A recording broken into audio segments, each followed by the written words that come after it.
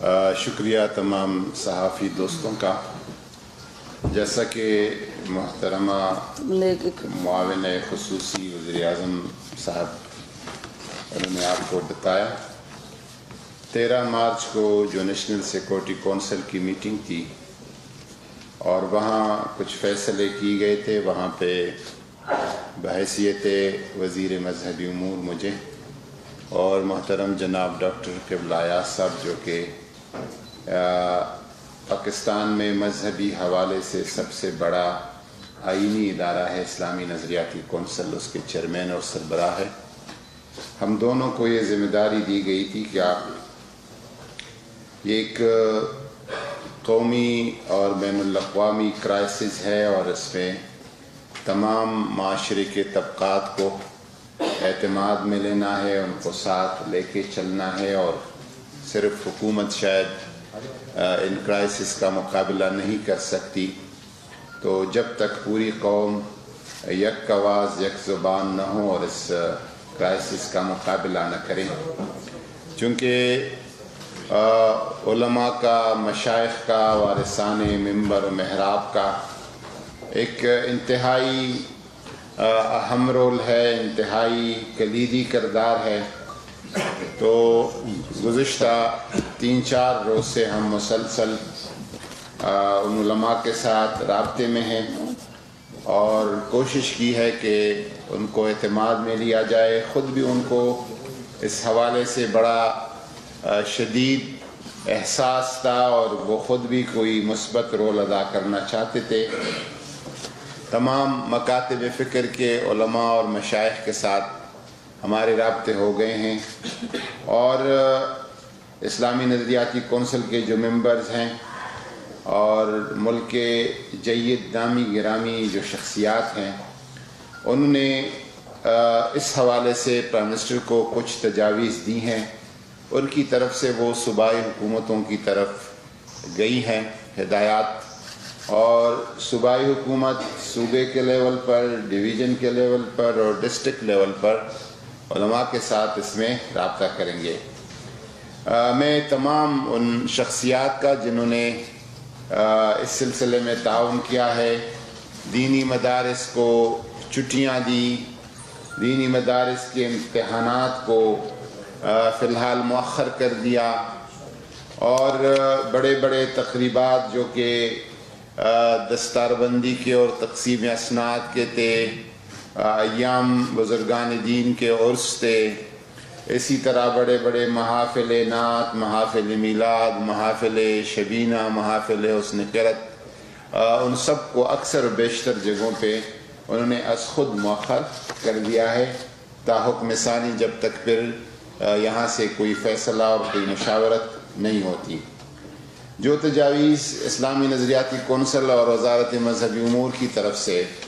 آ گئی تھی اور پرائم منسٹر صاحب کو پیش کی گئی تھی، ان میں یہ تھا کہ اول بات تو یہ ہے کہ کوئی بھی مرض یا کوئی بھی تکلیف، کوئی بھی مصیبت، کوئی بھی بلا، کوئی بھی وبا، یہ اللہ تبارک و تعالیٰ کی طرف سے مومن کا بحیث مومن ہمارا اس ایمان اور اعتقاد ہے. یمسسک اللہ بک کی طرف سے میں ادھر بھی گیا تھا، اور یہ ایک پیغام دینا ہے کہ سب سے اول ہمارا اعتماد اور یقین اللہ کی ذات پر ہے اور اس سے مانگنے اور دعا پہ ہے. دوسری بات یہ ہے کہ اللہ تعالیٰ کی ذات پہ توکل، علماء کی آراء، سنت نبوی کی روشنی میں قرآن پاک کے حکم کے مطابق توکل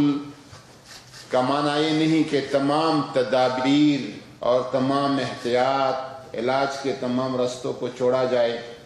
اور اس سے لا تعلق ہو جائے. نہیں،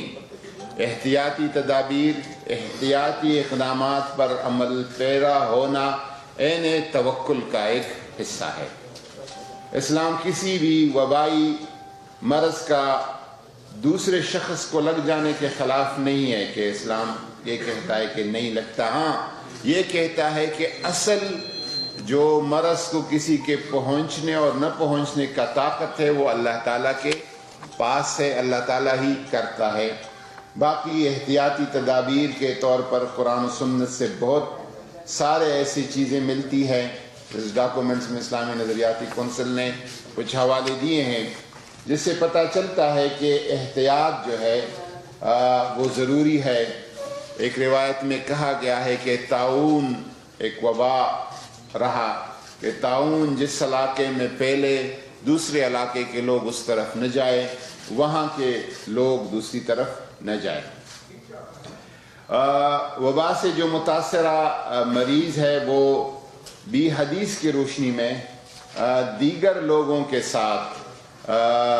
گل ملنے اور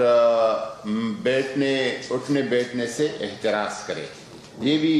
علماء کرام کے مشاورت سے حدیث پاک کا مضمون اور عنوان ہے. خاص کر جو ایجڈ اور معمر افراد ہیں اور چھوٹے بچے ہیں جن میں قوت مدافعت کی کمی ہے وہ کوشش کرے کہ باجماعت نمازوں سے احتراز کرے, گھر پہ نماز پڑھے, اور اگر کوئی جمعہ کی نماز میں انہوں نے شریک بھی ہونا ہے جن لوگوں نے, تو ان سے بھی یہ گزارش ہے کہ وہ سنتیں گھر پہ پڑھے, نوافل گھر پہ پڑھے, جس کے بارے میں بہتر اور سنت کا حکم بھی یہی ہے. سنتیں گھر میں پڑھے, نوافل گھر میں پڑھے, پہلے والے سنت بعد والے سنت, اور طہارت اور وضو وہ بھی گھر پہ بنائیں. اور علماء کرام سے گزارش ہے کہ حالات کو مد نظر رکھتے ہوئے خطبہ جمعہ کو مختصر سے مختصر کیا جائے, صرف عربی خطبے پر اکتفا کیا جائے. اردو, پنجابی, پشتو,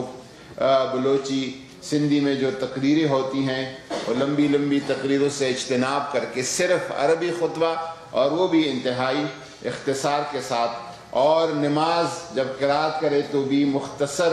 تلاوت اور مختصر صورتوں کے ساتھ اس کا اہتمام کیا جائے. اگر کہیں پہ یہ ظن غالب ہو کہ خدا نخواستہ یہ وبا پھیل جاتا ہے تو باجماعت نماز میں بھی کم از کم لوگوں کو جمع کرنے, جس میں 3 لوگوں سے بھی جماعت ہو سکتی ہے, جماعت کا اہتمام کیا جائے. درباروں میں, زیارت گاہوں میں, امام بارگاہوں میں جو محافل ہوتے ہیں, اسی طرح دیگر مذاہب کے, اسلام کے علاوہ دیگر مذاہب کے گردواروں میں, چرچز میں, مندرز میں جو تقاریب ہیں, ہم نے ministry of religious affair and interfaith harmony کی زیر اہتمام ہولی کے تقریبات کچھ سینٹرل سطح پر ہونے والے تھے, سب کو ہم نے مؤخر اور موقوف کر دیا ہے. تو جتنی بھی تقریبات ہیں وہ ساری تقریبات کو مؤخر اور موقوف کیا جائے. شادی, بیاہ, نکاح, تعزیت, مبارکباد کے جو تقریبات ہوتے ہیں اس کو بھی یا تو متروک کیا جائے, اگر متروک کرنا ممکن نہیں ہے تو اس کو انتہائی کم افراد تک, شادی, نکاح, بیاہ, تعزیت کے سارے پروگرام انتہائی کم افراد تک موقوف کیا جائے. علماء کرام سے رائے لی گئی اور سب نے یہ کہا کہ السلام علیکم ورحمۃ اللہ زبان سے کہنا یہ سنت ہے